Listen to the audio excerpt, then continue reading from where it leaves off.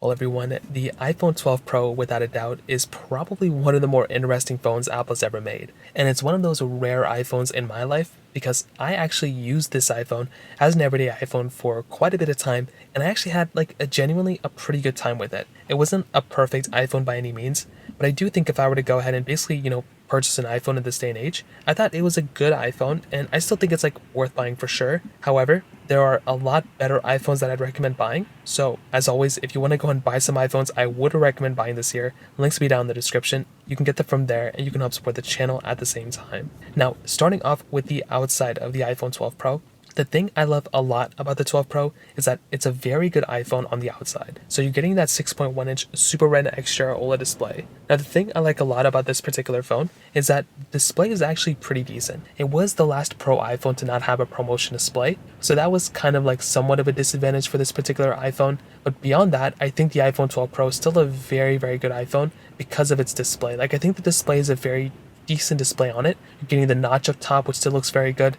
You're getting, notch isn't perfect, but you're still getting it. It's okay. You're getting a 60 hertz display. You're getting a very high resolution display. Very, very good panel for sure. And I think this in and of itself is probably a pretty good advantage of this phone. It's not a, great display, but it was the first 6.1-inch, Retina OLED display Apple made. And I still think for a Pro model iPhone, it still looks very, very good on the front. Now, on top of that, you're still getting the flat sides on this particular iPhone, which look great. This was the first set of iPhones to bring back that, flat sides since they removed it, I think, on the iPhone 5S or the iPhone SE1, depending on how you look at it. So that right there is another funny thing that ended up happening with this particular device as well. Now, on top of that, on the bottom of this iPhone, you are getting that Lightning port. Now, I'm a big fan of Lightning. I think Lightning is very good, and that's easily one of my, favorite things going on for this particular phone. So I still I love USB-C more, but Lightning is still perfectly fine for the most part.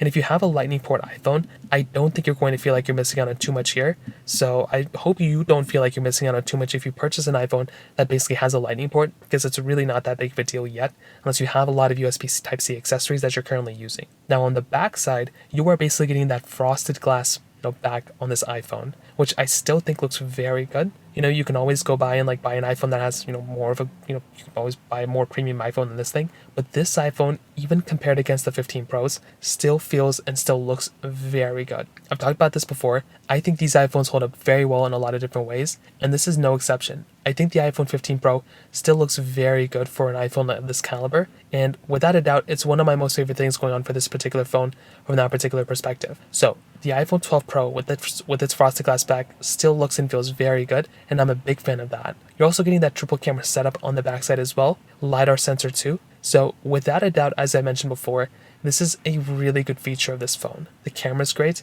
the build quality is great, and the exterior is very, very, very solid. It's not a perfect iPhone by any means. You're still getting some other things. And also, this iPhone was kind of the first one to bring back MagSafe. So this one originated MagSafe on the iPhones, which is another pretty big thing going on for this particular phone. And that's something I like a lot about these phones as well. You're overall getting a very solid phone on the exterior, and it still feels and looks very good. And this is without a doubt, again, a very good phone on the outside. Now, on the camera side of things, I will tell you this phone is kind of interesting. So you're getting that 12 megapixel wide, 12 megapixel telephoto, and 12 megapixel ultra wide camera. Fairly good camera, and you're getting that 12 megapixel front facing camera as well. The thing I will tell you though is that the difference between the iPhone 11 Pro camera and this one, there really wasn't an insane amount of differences.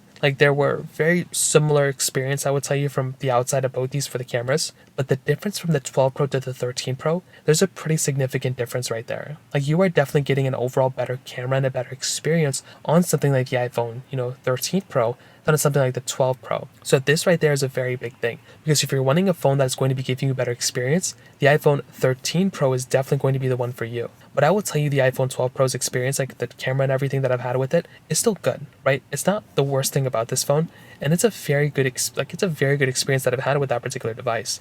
You're getting everything you'd probably ever want and need from a particular camera on this particular phone. So once again, I don't really have that much to complain about here for that particular device. I still think it's a very good phone from that perspective. But like I said, the newer ones definitely are going to be giving you a better experience, and still having 4K at 60 on the front and the back is still very good. Definitely gets a thumbs up for me. But like I said, if you're wanting the newer phones from the other perspective, that is definitely going to be another thing you're going to have to keep in mind. You're definitely going to want those other devices devices that will be giving you better cameras as far as I can tell. So that right there is like one other thing to keep in mind. Again, not a big deal, but just one of those things to keep in mind there. So that kind of covers it up there. Now, another thing is with its, I want to say this before I get to the software side, the battery health was one thing I had a big issue with this particular phone when it first came out. I was getting these random battery health degradation things going on for a lot of my iPhone 12s, and the 12 Pro was the one I had, that I was using on an everyday basis, and I had this really weird battery degradation problem going on. I was not a fan of it. Obviously, nobody's a fan of battery degradation, but that was something that was very, very weird that was going on for this particular phone. So what ended up happening was, essentially, when I was just using my particular phone, it would just go ahead and the battery life would just go down a ton on these particular phones, but the battery health would also go down. That was something that was very weird on these phones. I was not a fan of that at all. I'm very glad Apple went ahead and fixed that problem for the most part, but that was still a problem that we were experiencing, and that right there is something that left a really bad taste in my mouth for these iPhones. So, and that right there was something that really threw me off, and I'm not a fan of the battery health in this iPhone at all. That's, a big battery degradation problem scandal that was kind of happening. On top of that, with this particular phone, you're also getting some things that might irk you the wrong way. I think the software experience is still good on this phone because you're on iOS 17 right now, and it's going to be supported for so many years to come. But the problem with the iPhone 12 Pro right now is that it might end up getting a more of a watered down version on the next couple versions of iOS than it already has. So on iOS 18, there's a chance, I don't know for a fact 'cause I don't work at Apple, but there's a chance that Apple's actually going to go ahead and go through, and they're probably going to go ahead and limit the amount of versions of flagship features that the iPhone, 12 Pro is going to be getting. They did this with the iPhone 11 Pro last year. They did this with the XS the year before that, and they're going to keep doing this year over year over year. So this year, the 12 Pro is on the chopping block. So you would need an iPhone 13 Pro or newer